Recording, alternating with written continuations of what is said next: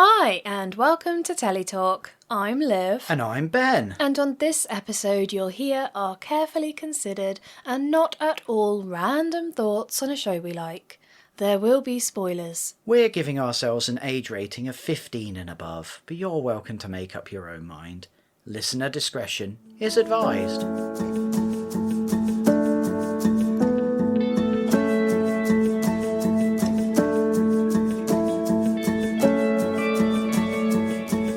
And here we are, once again, at Oak Island.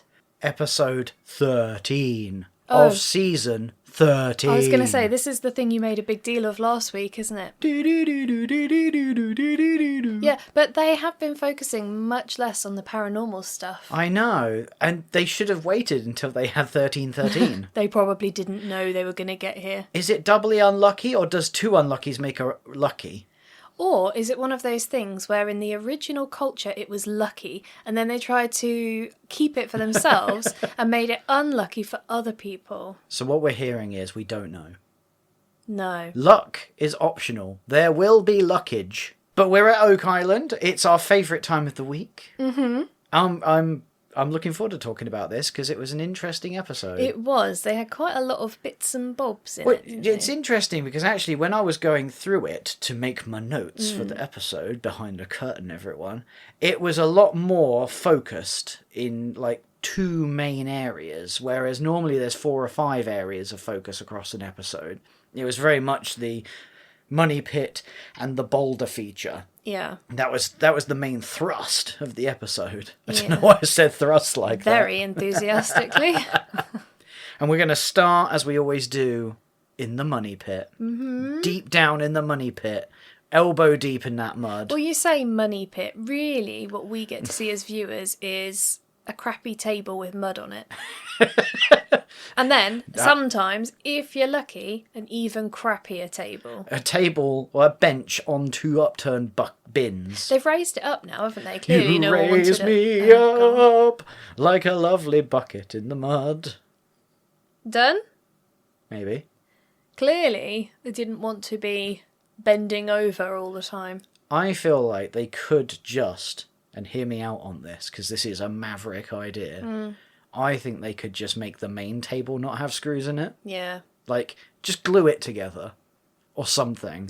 Yeah. Like, you've seen enough examples of, like, wooden doweling on the island. Like, Yes, you get a clue. craftsman in and make a good table. So, they've got so many experts, surely one of them can make Do you know a what table. I noticed this week, actually? What's his name that does the scanning? Charles Barkhouse. Charles Barkhouse. He was wearing a ring. And Terry Matheson, who was helping lift things, also wearing a ring. And I was thinking, maybe this is why you're getting some returns. It's going to turn out that Charles Barkhouse has a metal hand skeleton or something. Like he had the bones in his hand some replaced with plates in it. titanium or something. And then they're like, why does it keep going off? It's weird, we can't find anything in the dirt. Or it could be my old shrapnel wound. They did actually have some of the dirt test results this week, didn't Yes, they? well, we're going to get to those later, Liv. Why? We're jumping the They're gun. money pit, though. Well, they are, but they're like a whole focus in and of itself because they made a huge deal of it. So that's our big finale. Is it really? Well, the name of the episode is Testing Their Metal. Yeah, but it's money pit metal. Look, you palm off the ordering and the note-taking on me. You don't get a say in it at this point. All right, fine. So look, I am dragging you, kicking and screaming, to the, and I quote, money pit. Money pit, in air quotes, now just means that big old area where they've done boatloads of drilling. Yes. So that could be anywhere. Dig site, maybe. Yes. Well, they say money pit because that sounds cool. Well, and it's the money maker. It's the pits. Way. So they are drilling the, as always, sexily named H.5-9. H.5 -9. -9. Or they just call it H.59, and that was really confusing. What is it again? This is the nub of the details. H.5 Yeah. 9. So, it was so close to being H.6. No. 0. No. Because it's H.5. They don't say the dash, but it's a -9 because they're referencing the 2 grid axes. Yeah, X and Y. Yeah, so it wouldn't have been H6. It would have been H.5 and then -9. Oh, that's disappointing. This is what you come to for us listeners, the hard-hitting fact stuff. Never mind all of that treasure hunting. Let's go grid coordinates. Yeah, it's been a while. Well, so they're not drilling in the Peacock this time. They've been like, that Peacock sucks. Yeah. Let's move on. I remember them saying the solution channel, and I was like, oh, gone straight through the Peacock and out the other side. They're drilling in the little gap between the chapel and Hedden shafts. Yes, or at least what they believe to be those shafts. I mean, they got it drawn on a map and stuff, so... True, they do tend to believe maps. Facts. And what comes up a lot in the drilling this episode, and I have to deal with it straight off the bat. Yeah. They keep banging on about, we keep hitting bedrock ledges and then punching through them into the solution channel. Yeah. I'm like, how many ledges or edges of things? Is this just Oak Island now? It's just we always hit an edge or a ledge. The thing is, though, it must be true because they get through it and then there's more stuff. If it was just bedrock, bedrock, bedrock, they wouldn't get through it and find more mud. You know what I mean? I think that sums up your and I different perspective, Liv. Right. When your answer is, well, it must be true. Yeah. Well, there's evidence. Or is it just that they hit a hard bit of rock and then they go through it? No, because it's bedrock. They have an actual geologist on hand. Can it be bedrock if there's stuff underneath it? Oh, well, now that's an interesting question. I guess they're saying that the whole solution channel is under the bedrock. I am so close to breaking out in a Lady Gaga adjacent song. Oh, I'm really fighting it just for you, Liv. Thank you, I appreciate it. You've already sung once this episode. Yeah, so I'm below my only quota. A few minutes in. So yeah, we're going to hear a lot about bedrock ledges, but because to be fair, because that's where they think the treasure's hiding, in a void beneath a ledge. Yeah, well, it's one of the possibilities, isn't it? Allegedly. We saw some nice stuff from Katya at this point, because she was coming over to help them find the phantom metals that were setting off the detector. Are you with me where you're like, oh god, are we just having the same Groundhog Day episode with the money pit every episode now, where it's like we drill, there's slush, it goes ding, they take it to the table, it doesn't ding, everyone's confused, and then they send it for testing. Yeah, it did feel a bit Groundhog Day-y, but what I did like was Katya's confidence this time. Yes. She seemed much more on it and willing to put them in their place. Yes, because what she does is she clumps up a load and scans it and it goes ding, and then she grabs another bit and squishes it together. And you know what she's not wearing? A ring. No. Well, that lady is not married, it would seem. Well, it doesn't. You can wear a ring. Or she's sensible enough to take her rings off when she's metal detecting. Her dad, the expert, has taught her that. That's why you get the pros in. So they send more of the dirt off for testing, which we're not allowed to talk about at this point in time. Yes, that's correct. End. Well done. No, not end. Not end, Liv. Because in this episode, they go, we're going to drill again. So they drill another shaft. And find nothing. Well, this one is, are you ready for the coordinates? Oh, okay. This is J.5 dash 7.5. Or as they say it, J.57.5. Yeah. You happy with that? Yeah, fine. It's fine. Well, I was leaving a chance for you to say something because you had thoughts on the first one. Yes. This one is just in the chapel shaft. They're like, none of this in between malarkey. Straight down the chapel shaft. Straight down. Well, that's usually where the drilling goes. No, because I'd said straight up, like as in straight down the line, as in easy peasy, straightforward. This one's going down, down, deeper and down. Yeah. Stop it. Okay, and they hit another bedrock ledge. Who'd have believed it? And they get a couple of dings this time. Ding-a-ling. And they get a first ding of the first core. That's a bit higher up above the ledge, and they send that for testing again, and then they get another ding lower down, right at the bottom in the muck of the solution chamber. The thing that I found annoying about this is that they were like, "This is where whatchamacallit found the silver coin." You mean Pit Blado? Yeah, on the drill bit. The auger. So we might. Hopefully, also find one. Oh, they got so excited when it was the dinger was going off the metal detector. They were like, "Oh, silver coins!" Yeah, it's not going to be silver coins, lads. It's going to be a screw or your rings. But this is where I question, again, that silver coin coming up on the drill bit. Whatever you called it. An auger. Because, like, these guys have been drilling probably more than anyone else at this point, with all their tiny boreholes. You judging the size of their boreholes? I'm just saying, they've done loads of little ones to try and find where to put big caissons down. Other people went straight in with a big dig because they didn't have the tech. So they've done more digging and found less. It's not the size of the borehole, it's where you put it. Well, there is that. But what they're doing is they're putting it everywhere. They're just drilling it like Swiss cheese. Yeah. But yeah, it is interesting the way they're doing that, because they're not really, considering how many holes they've drilled, they have found sod all. Yes, yeah. You sort of get to the point where you're like, well, surely now they've done so many, one of them is going to hit, like, I don't know, a silver teapot or something. But yeah, but they find so much, like, results from the scanner at the bottom of the solution channel in this one. What scanner? Well, when they're metal detecting, Liv, is what I was eloquently trying to say and failing. I was very confused. Like, they don't even have to do the catcher's squish method. They just go... In fact, Charles just goes straight in the middle of it. Let's go. And it's going... And he helpfully goes, that's going off. Thanks, Charles. That's why we pay you the big bucks. But, like, every time they put it in, just loosely, bing, bing, bing. So they think there's loads of metal in that.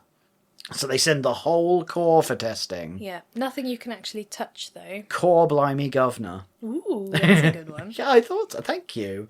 Oh.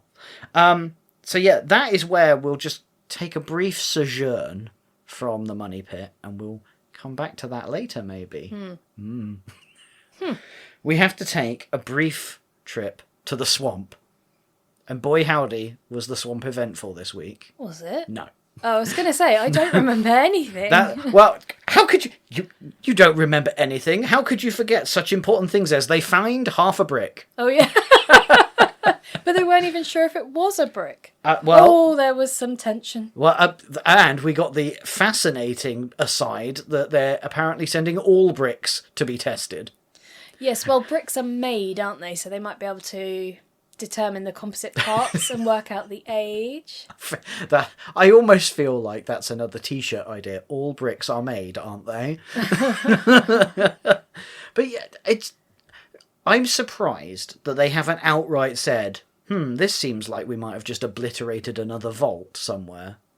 Because, like, why are there bricks otherwise just lying around? Oh, you're right. They do normally say that, don't they? They say stuff like that, yeah. But they didn't. No, maybe it just got cut out. Maybe they did say it. It didn't make the edit. Yeah, Tom is desperately trying to make, like, gold out of nothing. And so he's like, well, I have noticed on my land, which we'll have to come back to and pay me royalties for, that there's bricks mixed in with the cobble. Oh, they found that very interesting. Yeah, they did. I kind of zoned out. And he was like, well, that shows that the cobble was definitely laid purposefully by man. Brackets or women. But probably man. And so that... was that in question? Were we suggesting that the cobblestone road was, like, naturally formed? I thought we put that to bed some while ago. Good point. Did we not? Well, Tom Nolan wasn't there for that. No, and he doesn't watch. No. Does he? He's not sat there every week tuning in, go, what are the lads doing? Yeah. And then maybe he makes a podcast out of it. Who knows? Well, I guess by the time that they are filming, we are watching the previous season-ish. If Tom Nolan was doing an Oak Island podcast, what would it be called? This is my land. This land is my land. That land is your land. Yeah. These are my diggers. Billy, piss off. Something like that's quite a long title. It's very long. That's the jingle for the opening. Okay. that's the soundtrack. Should we just not Rollin' with Tom Nolan? My Dad Was Right by Tom Nolan. Anyway, that is all that happens in the swamp. Yeah. Bricks. We've talked about it for longer than they did. Yeah, and that's content, baby. Do you know what has more content, though? The Lot 8 Boulder feature. Boulder Dash! The Boulder Dash. And fight. To remove the rock or not to remove the rock. Yeah, because That is the argument. And it is an argument. You can accept that this is an argument this time. It's getting firmer. I noticed a real theme about this, and I don't know if production were deliberately showing it or I was tuned to see it. Is the theme, this is my land versus, but I'm an architect? I mean... Imagine if it turns out an archaeologist.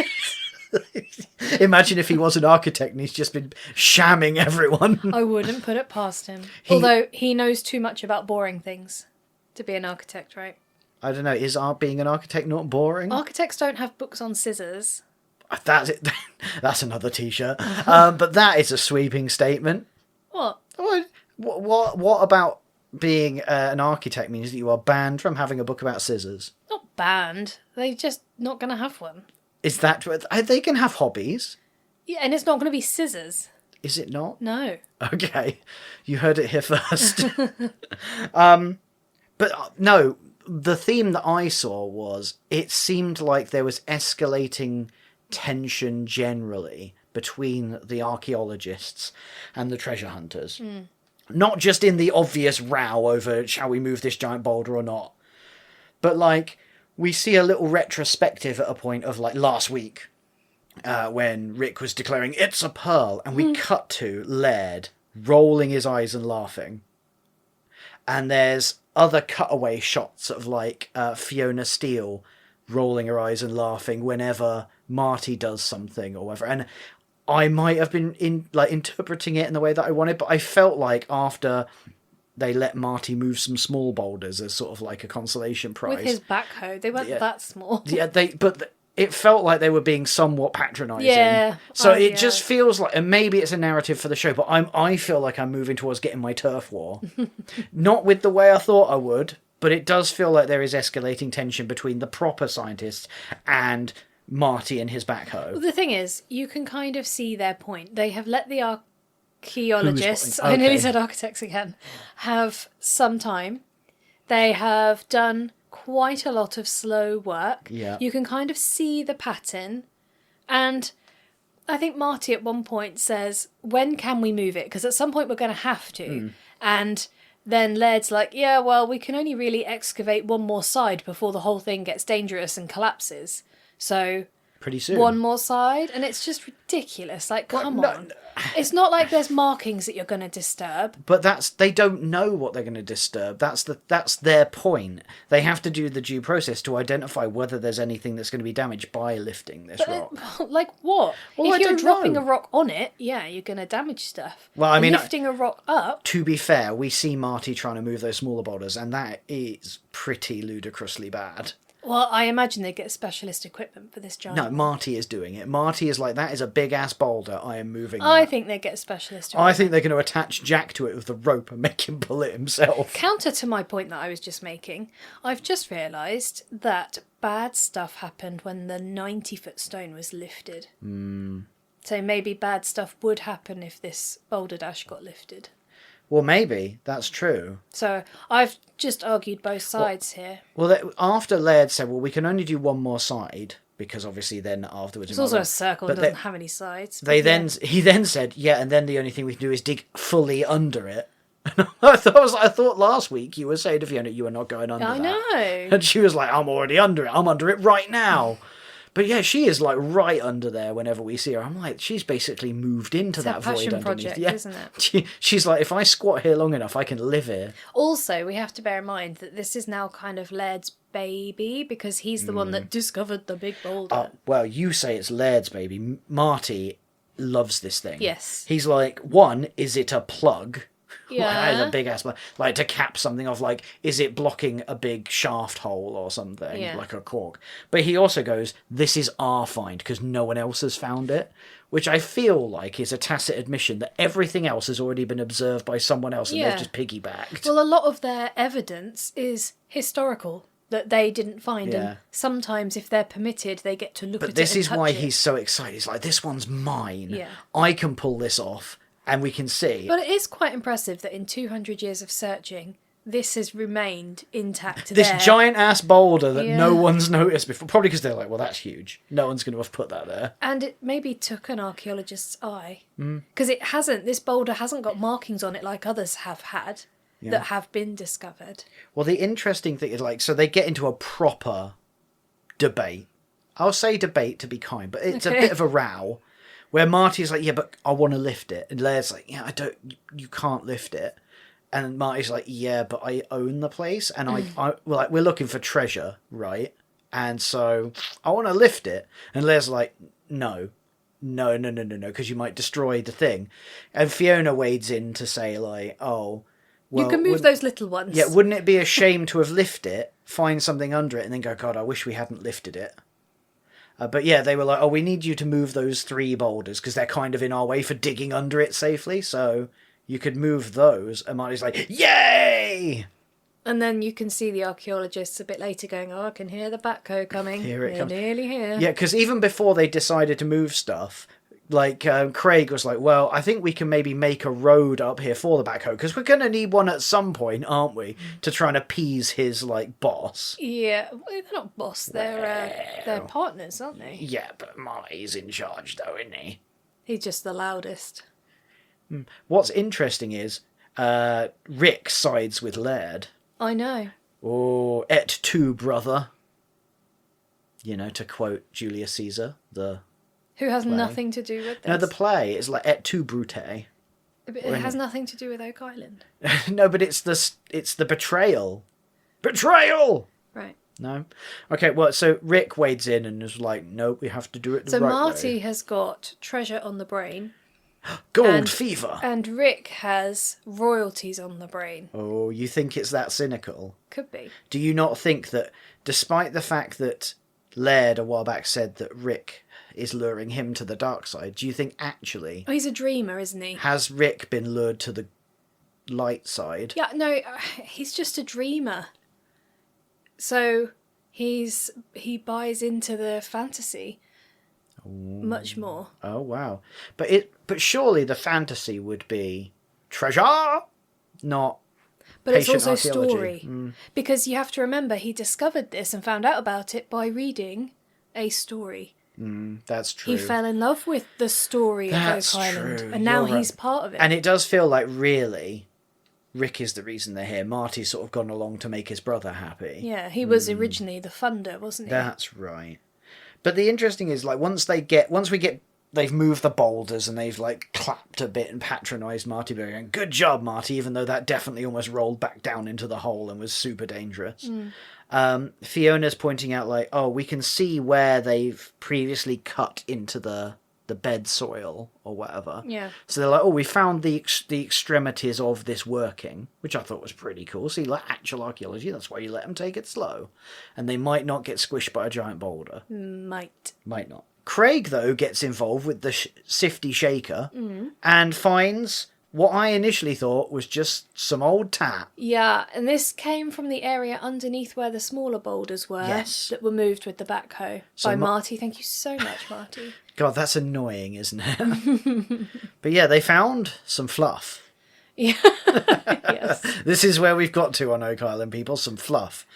And they immediately go, to the lab! And da-da-da-da-da. They've CT scanned it, XRF'd it. Yeah, do you know what? I was allowed to be pleased with Emma Culligan's input at this Which is point. interesting, because I thought you were going to have some words to say, because her first input was, well, after she went, it's definitely weft knitting Yeah. with the scanning, which was pretty cool to see the style of Yeah. looping. Then she was like, well, for dating it and saying how old it is or whatever, I don't know. I can't really. It's too hard. I don't mind that answer. Admit it. She doesn't know. I think it's pre-1800s, is what I was expecting it to say. They are going to do more testing on it. They bloody are, and that testing is a lighter. No, I meant they're going to test the red because red was rare. Well, that was the Rare-ish. interesting thing.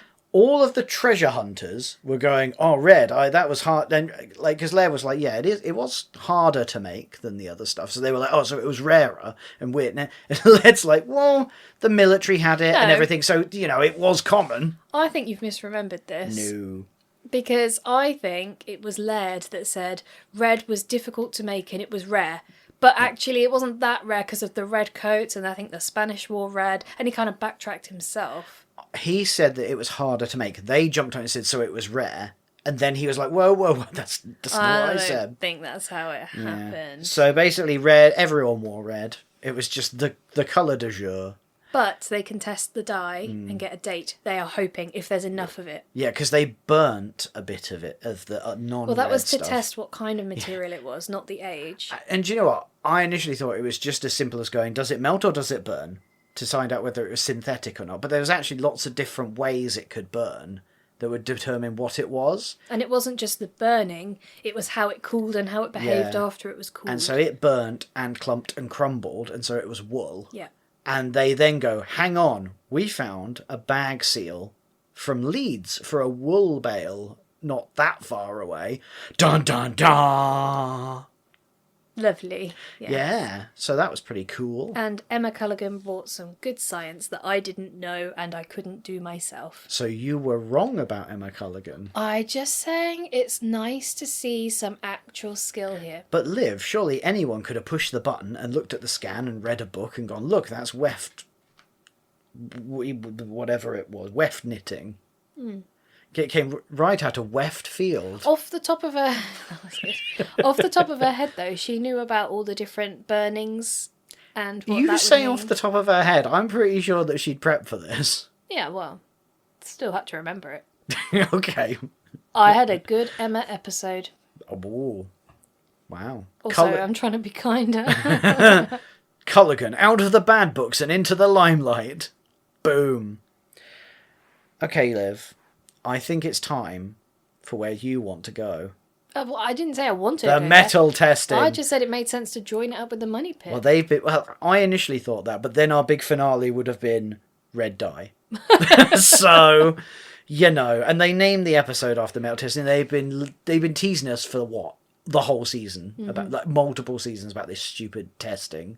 So, we've got Spooner, Emma 2.0. We got the same. Emma's back. Yeah. Because they've been XRFing Do you know what annoyed me stuff. about this? So much Emma, just in her own being. No, is that they've been going on about how this soil testing takes longer, needs to be done right, blah, blah, blah. The people who are already on the island are doing it. And it's just them putting it in the XRF machine. Like, I don't understand what this delay's been about. The delay is because they've had a shitload of things from Gary and Katja to go, oh, that's some chain. But this would have been important information. But they've had...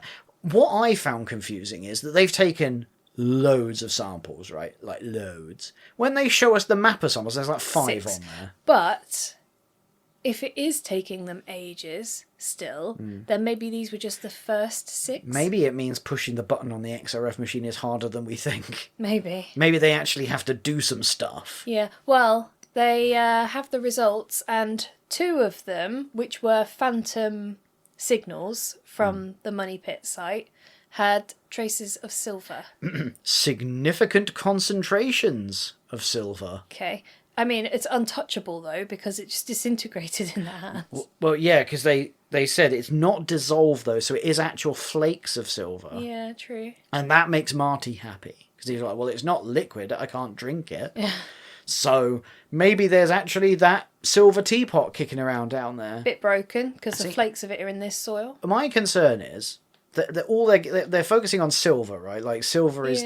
like, that's worth, like, nothing. Well, the thing is, it depends what the item is, because it might have a historical monetary value. I'm starting to think that there isn't an intact thing down there, because it's been, like, shredded into the soil. Yeah, could well be. Because it's not like they've pulled out a handle of a tea. I know I'm fixated on a teapot, but, like, work with me here. They haven't pulled out a handle or a spout or anything. It's just been, at best, shavings in there. Yeah, and even smaller than that.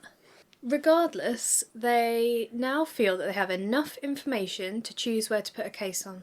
In an unusually democratic move, Marty's like, right, everyone, take some time. Have a bit of a think about where you think we should put a case on.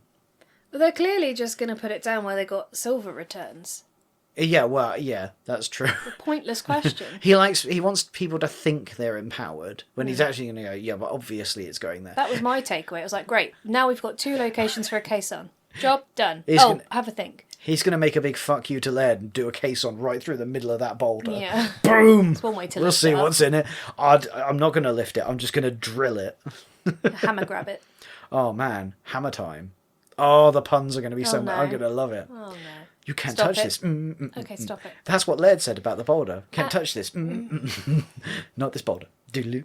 What are you rating this episode? I am rating this. I found it really hard to rate this, actually, because I both liked it and really didn't like it. Like, there wasn't a huge amount.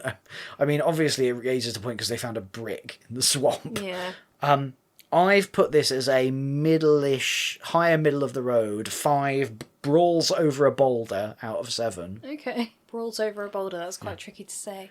Brawls over a boulder. It's not a song. I'm giving it a mediocre 7 out of 10. 7 out of 10 is mediocre. Oh, so is 8 out of 10 a high? Quite good. Yeah. Wow. There's no nuance, is there? So a middle of the road Oak Island is 7 out of 10. Yeah. So what was good about it for you? Um. It was the brick, wasn't it? No. I don't know. I liked the results from the metal because although they were somewhat disappointing, I was waiting for them for ages. They were somewhat disappointing. 7 out of 10. Yeah. But I finally felt good that they had provided them to us. Wow. And I'm on the side of lift the boulder dash, but it is interesting to watch still, even though they're not doing that. I'm enjoying everyone rolling their eyes at the treasure hunter team and just being like, these guys. So that's why you gave it a 5. Yeah, I like the conflict. What can I say? We're You're normally so conflict averse. I know, but I like seeing it in them. They can deal with that. Also, I know it's all fake. they're engineering it. I was waiting for like Alex to lean round his dad back and go, yeah. Oh, we forgot to mention that, what's his name's in it? Jack Begley. Jack is Proper, back. On the island. Guess who's back? Boots on the ground. Back again. Yeah, and then he was back online. But yeah, he was only did there get briefly. To see him, yeah. So that was good. I found out why he's been absent. Oh. Now, I need to add a disclaimer. I found this out online, so, it might be unreal. Apparently, he had a serious tractor accident in the off-season and has been recovering and has lost loads of, like, physical body mass. He and looked stuff. smaller. Yeah, so he had a serious accident. Oh, my goodness. Yeah. Well, if that's true, I hope he's okay and recovering all Yeah, right. and if it's not true, I'm really sorry, Jack. Yeah. Just making stuff up. I'm just concerned for your welfare. We've missed you. Yeah. Like, the show has been lacking his... There's no amount of Derek couches that are going to make up for Jack Begley. Absolutely. So welcome back, Jack.